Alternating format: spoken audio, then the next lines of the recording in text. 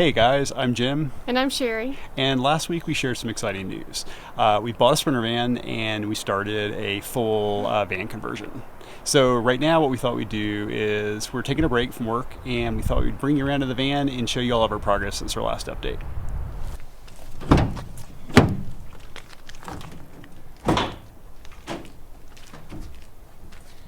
Ta-da! To the untrained eye, it might look like we haven't made any progress here. And actually, to the trained eye, it probably looks the same. And to be quite honest, we haven't gotten anything done back here. But we have been really, really busy. And we spent about 12 hours a day trying to work on our project plan, which is really centered around our layout. So, what we're going to do is find a little bit of shade in the back deck, grab a cup of tea, and fill you in on all the details. So a lot of what we've been working on over the last week has been trying to work out a project plan. And as I think Sherry said, at the cornerstone of that project plan are our build requirements. And that includes the layout for our van. So the good news is right now we've worked through all that and we have a really nice layout. It's all been built to scale in a blueprint and we feel good about it. And so we're at the point where this afternoon we're prepared to go out and kind of tape off the interior of the van with painter's tape just to kind of look at it, make sure that there are no surprises, kind of get a better sense of the spatial kind of layout of things. And you know, if everything checks out, then we're set and we can start building as soon as tomorrow. Yeah, and we can kind of explain to you what it's going to look like. Okay, so here's where the rubber meets the road. This is when we're talking about build requirements. And our build requirements are centered around two things, which I think we talked about a little bit in our last vlog post. The first is that we want this to be a multi-sport platform. We want it to be a van that we can take to ski, mountain bike, kayak, you know, all through North America and Europe. That's kind of the cornerstone idea of it. We also want it to be a comfortable home. But the multi-sport piece, I think, is really driving a lot of this. And so there are really two key components of the multi-sport requirement.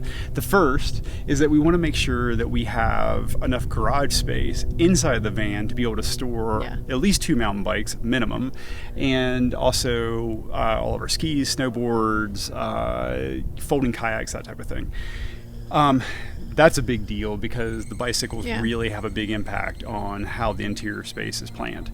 The second is that we want to be able to chase snow in the wintertime to ski and, you know, all through the Rockies and the Sierras and whatever. And to be able to do that, we need to have proper, serious four-season livability that includes the ability to be in a place like Aspen in the dead of winter when nighttime temperatures can be well below zero. So those are the two probably most important requirements on like the multi-sport side, right? Would you say? Yeah, and for the living space side, we want to have a full wet bath, like in a sailboat in the van. We want to be able to shower and have a toilet and have all the privacy, excuse me, and have hot water. Well, and without a bunch of hassles. Right. Like there are a lot of vans we've looked at that have the ability, they either have an outdoor shower like our Land Cruiser does, or they have something that they can set up inside the van. Yeah. But if it takes a lot of work and it's not kind of a normal shower situation, then it diminishes the value for us. Yeah, definitely. And so, like, we also have to have enough water storage capacity for the shower. So we don't want to take little bird baths all the time. We want to have enough water. And also we want to have a really nice kitchen setup. We want to have enough counter space to be able to enjoy cooking. We like to cook. So, and we want to have a good seating area, a good living area. Yeah, so a comfortable place to hang out, right? Yeah, like that. That's big enough just to be able to relax and hang out. Yeah, so on top of all those things, we also want to make sure that our van is light and airy and like an open space that feels kind of big and spacious inside. Yeah. So there's that. And now the last one kind of skipped my mind. It was so light and airy. No, there's another. Oh, no.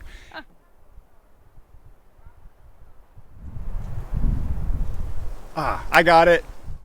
Okay, so, and the other thing we want to have is we want to have like the ability to live off the grid. And when I say off the grid, for us, that really means that we want to be able to bush or free camp 99% of the time. So basically complete self-sufficiency where we're only having to go resupply, getting water from time to time and whatever. That kind of covers all the requirements. So then the question is, now that we've laid it all out and we have it all to scale in a blueprint, are we able to accomplish that? And the absolute definitive answer, which I am proud to announce, is absolutely no, it's not. But 75% of it we can accomplish. All right, we're ready to go. We've got our painter's tape and our measuring tape, and so we need to take the plans and tape it out in the van. And last time we did this in our troopy, it took a really long time, and I'm not really sure why, but I think I might know one reason. All the cookie bricks that Jim would take. Hey. So today we're going to try to keep it to about an hour, right, Jim?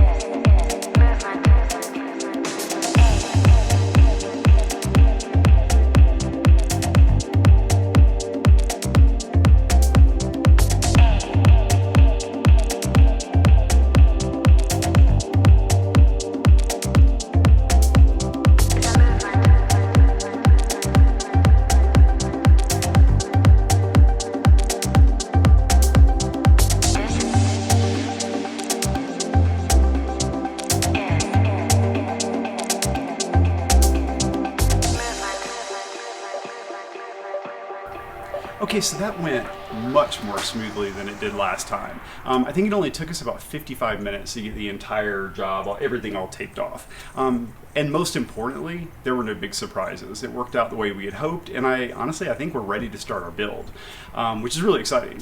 So what I'll do right now is I'll give you a quick walkthrough. I think a lot of the stuff we talked about on the back deck will become a lot more apparent now that you can kind of see visual representations of what we were trying to explain. The biggest thing is, in exchange for having a big garage in the back, we had to make some trade-offs. And the two biggest trade-offs, or things that we really wanted but are difficult to achieve, are we wanted to have a really open, spacious feel inside our van, and we also wanted it to feel really light and airy, lots of natural light. But as you can kind of see here by the tape that we have behind me, that's really hard to accomplish. These two lines represent our bed. And as you can see, our bed's really high up the wall, and it's also quite large. It goes all the way back to this line that cuts across kind of in the middle. And so this is the top of the bed. This is the bottom of our bed, or kind of the top of our garage. The great news about that is we have a really large garage where it's really easy just to kind of roll in, take the front wheel off our mountain bikes and roll them in, and also have all this extra storage we had discussed earlier. We also have a really comfortable bed that's almost, I think it's almost king-size bed. So huge pluses, but it did inform our decisions on how we laid the rest of the van out. So what I'll do is I'll kind of walk to the front and I'll explain that, and kind of explain what our philosophy was in terms of laying everything out before all this tape falls off the walls.